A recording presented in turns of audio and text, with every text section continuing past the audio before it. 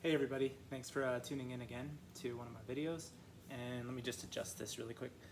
Uh, so I think 2 or 3 videos ago, my video kind of cut off on talking about apologetics. So I got a phone call at the end, but I still think it was a good talk. So today I'm back on, and we'll see. Hopefully nothing goes wrong in today's video. But if people wonder why I like post that stuff, or why I like don't put more time into getting myself in the perfect setting, all that stuff, it's just because like I do these videos pretty nonchalantly, obviously, and so I post every one that I make, so I don't ever delete them. Like, oh, that was bad, I should delete that. Maybe I should start doing that, but I don't think I should, because I really like that kind of raw, genuine video style. So today I'm going to be talking a little bit about civil government, and it's a topic that admittedly I do feel a little bit underprepared, which is weird because I shouldn't feel that way. Like I thought so much about this, especially in the last 4 years after 2019 and 2020, the events of COVID, and after George Floyd and BLM, and then there was like the next year there was Planned Parenthood, and then after that there was what else was it? I can't remember. There were just so many things, like, and now Palestine and Israel. It's just like so many successive waves. And there's so many things that have happened in these last 4 years to where it's almost like I have amnesia, kind of, and I'm trying to think of an example of that, but it's like so many significant events have occurred. I did one video on it a while back when COVID was hitting. I don't even know the words I'm allowed to say on YouTube, so I'm just gonna speak freely. But when that happened, there was this governor. See, I don't even remember all the evil people and what they were doing, but he was governor of New York, and he sent nursing home patients back into nursing homes, and then like a bunch of them died, and like the news was not even covering it, right? And so, but like a lot of people knew about it, and I was one of the people who knew about it, and so I was saying, I think I told people that I knew about what had happened, and like people just scoffed, they were like, oh, yeah, whatever. And then later, like once the news revealed that thing about him occurring, it was like, oh yeah, everybody's like, oh wow, that really did happen. And of course, like a part of me is like, don't I deserve an apology now for like being mistreated or whatever, because I knew a fact and I said it, and then once the mainstream media says it, then it becomes factual in people's eyes.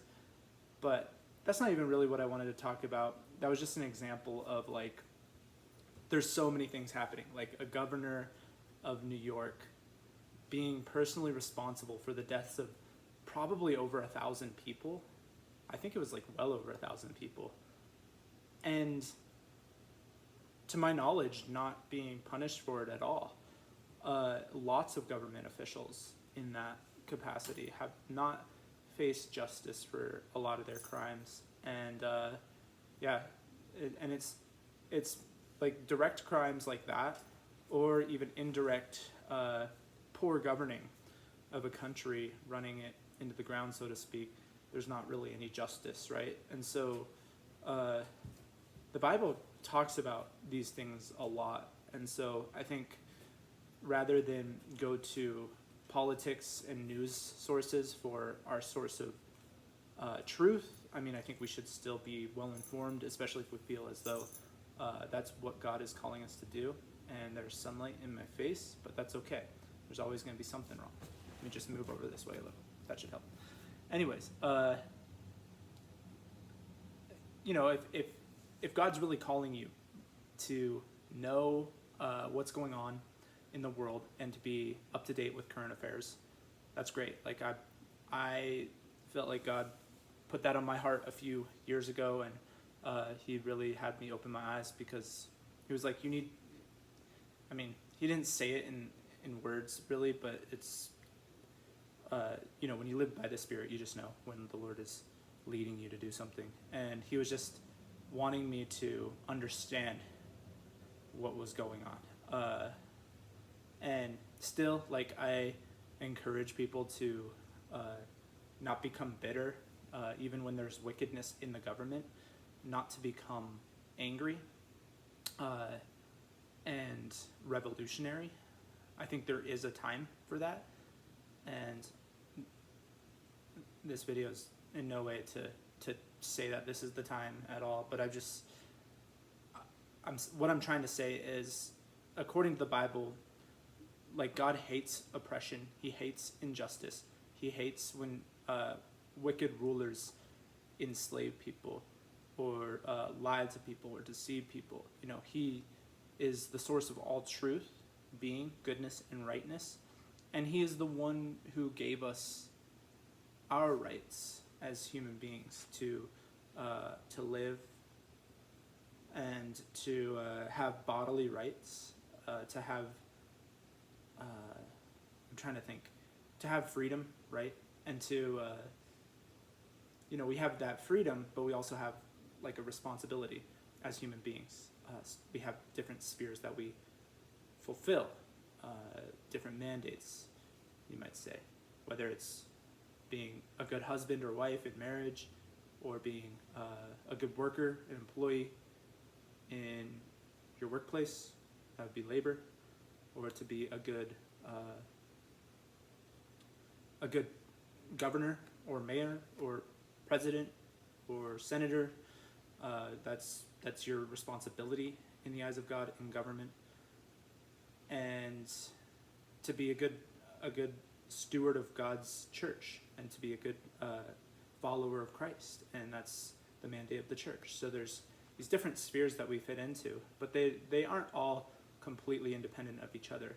Lots of them presume the existence of others, and they're not different spheres, right?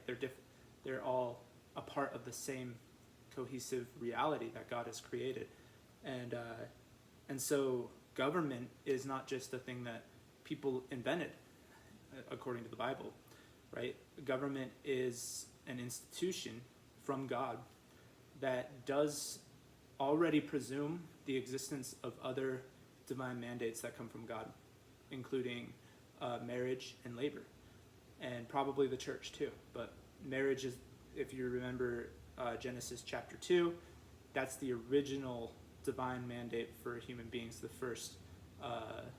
first institution given to people from God is the unity of one man and one woman in relationship, in unity, becoming one, spiritually, physically, all that good stuff.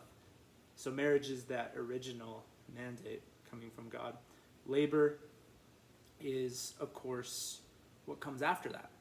Labor is human beings working, building, creating, and we're imaging God in that way. We're imaging what God did when he created the world. He worked for 6 days, and on the seventh day he rested. People do that too. God gives us these mandates because they are, this isn't the only reason he gives them to us, but I think in part because they are reflections of his nature and his goodness. And so, like, in our positions where we are in the world, we're supposed to be representing, imitating God and reflecting his attributes. Now, of course, like, we're not supposed to be doing that in our own power, because then it becomes corrupted. Then it becomes being, like, searching to be as God. But we're living by, as Christians, living by and in accordance with his Holy Spirit, in accordance with the truth. And so whether it's in marriage, labor, government, or the church, we are supposed to be excuse me, I'm having trouble finding the words, supposed to be reflecting his attributes, whether it's goodness, love, patience, kindness, respect. And so as husbands or wives, we're supposed to be, we're to follow the commands of God as one should, to be a good spouse to our wives, and a good father or mother to our children, and labor and so forth. So what happens is, there's the Genesis 3 event, where we fall from grace because of rebellion, right? So that's the initial reason for the fall from grace, is an act of rebellion, which to a lot of people now, like, they think of rebellion as, let's get an army and go fight the government and the powers that be. Well, rebellion starts in a much smaller form. We're shown in Genesis than that. It starts with this seed of doubt, right? Doubt in our Creator, and that gives rise to a whole tree that provides fruit of enmity from our Creator. And I mean, that's the best way I can describe it. So there's this split, and that ends up affecting each of the respective mandates that I was talking about. And so in marriage, it means men all of a sudden are lording over their leadership over women, and respectively, women are all of a sudden, their desire is, like it says in Genesis 3:16, for her husband, which doesn't mean like she's on the same team as her husband. I mean, essentially she is, but there's this corrupted element of human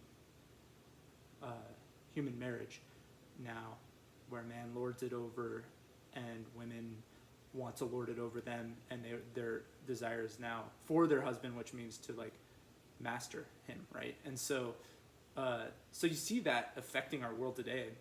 Gender dynamics are so prevalent in our political discourse, and there's such a strong reason for people to even have that desire to rebel, against the man, against the patriarchy, right?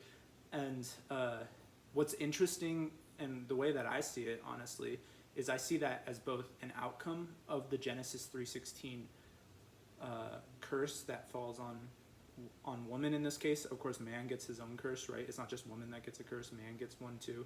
And actually, man's curse seems to be more elaborate and in greater detail than what happens to the woman, but nonetheless, the Genesis 3:16 curse is giving rise to a lot of what we see in the world today, in the way that we view and are so riled up about gender, and that's affecting government. So, I started out this video going for civil government, but I think this is important because civil government presupposes the other institutions that are mandated by God.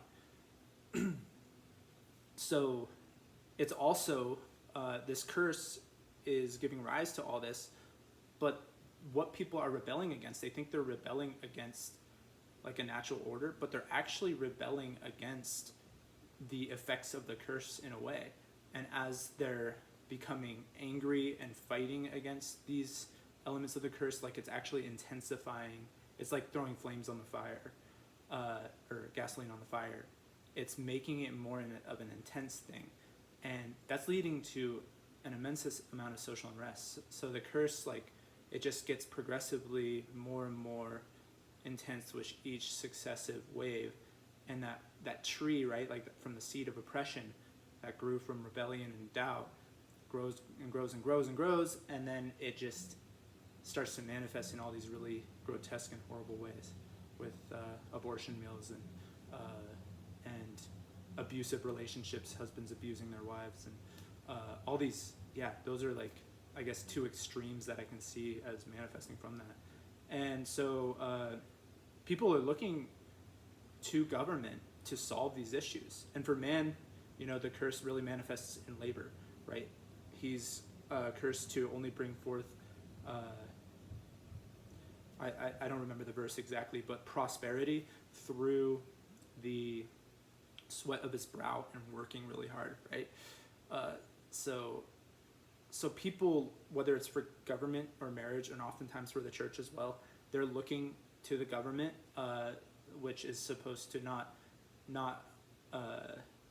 they don't institute these other things. They don't rule over marriage. They don't rule over labor or direct marriage and direct labor, but they oversee it. They protect it. That's the government responsibility. And so God puts people in positions of responsibility, even unbelieving people, right? To protect basic rights, basic freedoms, and protect the other things that are instituted by God. And therefore, God gives them power. He gives them authority to punish people when they are transgressing these institutions, when they are basically, what you see in the Bible is when they're transgressing God, it's going to present itself as very harmful in society as well. So, the 10 Commandments: don't commit adultery, don't murder, don't steal. People still get punished when they go against those things, and they get punished in the real world. They have real world consequences, and that happens when governments carry out laws and punish people according to those laws. And what God tells us in Romans chapter 13, and in even all the way back to Genesis, when the nations spread out, is that God is the one who is above all, even above the principalities who are in I know I always talk about that, but it's super important to understand. Even above the spiritual powers that govern over individual territories and nations, God is behind it all, and he's the one who's essentially orchestrating history. And even when these evil things manifest, God's still in control of history. And he despite evil things happening, he doesn't cause those evil things, but he uses circumstances, even terrible circumstances, to bring about his plan in the end. And the best example, the most important example, is how human beings put Christ to death on the cross. The Roman government put him on the cross. The Jewish government put him on the cross. So the whole world at that time rejected Jesus of Nazareth and crucified him, which was the ultimate symbol of human rebellion in the entire human history. It wasn't the most death of all human beings. It wasn't the most destruction caused by human beings ever, but it was the ultimate symbol of human wickedness, because this is not only creatures rejecting their creator, it's creatures murdering their creator.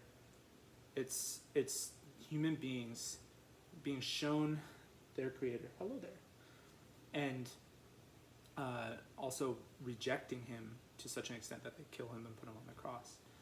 And that was done by, to some extent, human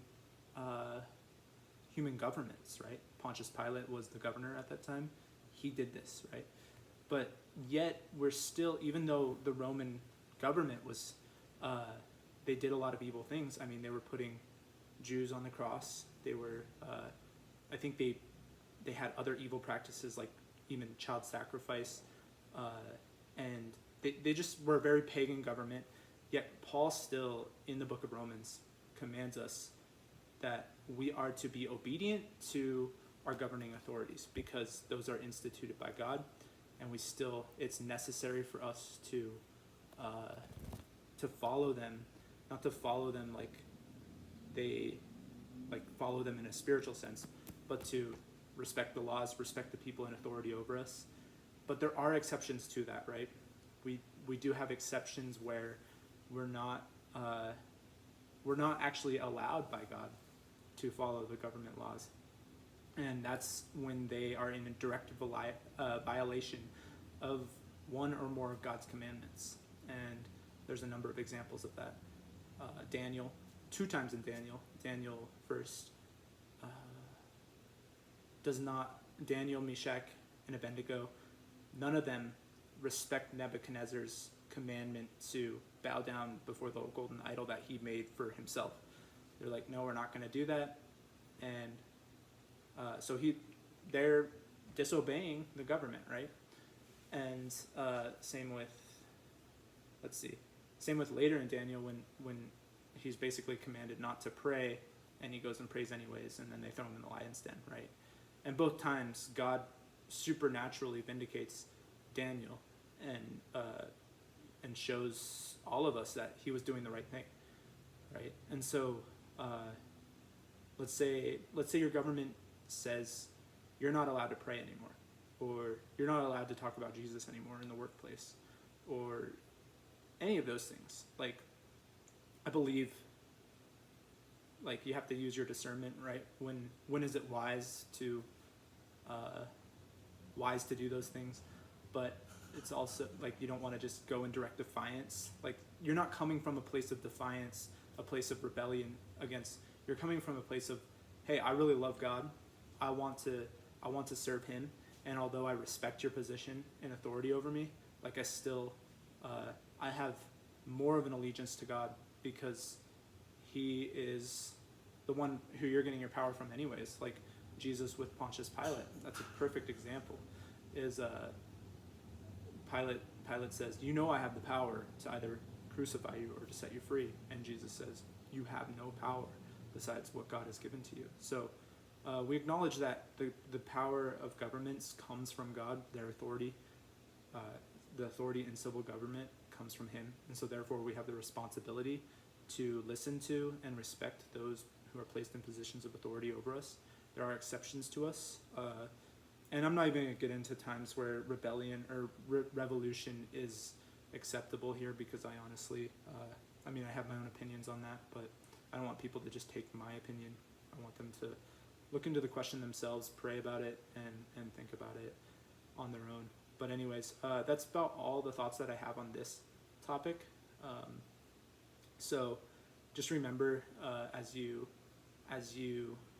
see all the political turmoil that's happening in the world today, in our country, in America, and in basically the whole West and everywhere else in the world, we have to remember that Jesus is Lord over all. He's in charge of all of this, and to some extent, you read Revelation, that political turmoil is going to continue to intensify until eventually you have a total, basically like apocalyptic event of just unrest and also supernatural phenomenon happening that's coming from God. And this is prior to Christ's return and his establishing of the kingdom of heaven. So we know as Christians, like, we look forward to that day that, yeah, there's in the government, it's ruled, the government and God actually become one. And so he rules with justice and righteousness, and there's no more sin in the world. And so there's no more of this unrest and corruption that's taking place. And so we're not perplexed anymore. We're not vexed by this. And we're looking forward to that day. We have that first fruit of that groaning for that day to come in the future, where everything is brought into subjection to Christ and everything is ruled justly by him. Yet we're still here in this world, which is itself a part of God's creation, right? And we have that responsibility to both influence, as Christians, influence those in charge to make better laws, carry out justice, stop oppression, because when those things stop happening, it just, I think of that image in in Revelation, where Jesus says, I'm about to spit you out of my mouth. Like, you just get to see all throughout the scriptures, really, this distaste in God's eyes of countries that just are in such visible rebellion against him. And he he rejects them. He burned Sodom and Gomorrah. He flooded the world, right, when it was full of evil and oppression. And so we realize this, but we're not the ones flooding the world. We're not the ones setting places on fire. We're the ones that are, Jesus calls us the salt of the earth, or preservatives of the earth. Not because in ourselves we're good people, but because we reflect and image our Creator in such a way as to bring the fruit of the Spirit to others, the knowledge of Christ, the truth of the gospel, and also to carry out, whether it's in marriage or labor or government or the church, to carry out the responsibilities that God has endowed us with deep within our inner being, and to carry them out with truth, with virtue, with all of our hearts, knowing that we're serving God and not man. And not to say that we're going to do that perfectly, because we still are influenced by this world that is fallen, and a part of our natures is still fallen. We still have the flesh, and so it's a battle for Christians. But just encourage you guys to think about those things as you continue walking with the Lord, and looking out into the very real world that you are very really a part of. You're not separate from that world, living in another spiritual sphere. You are in that world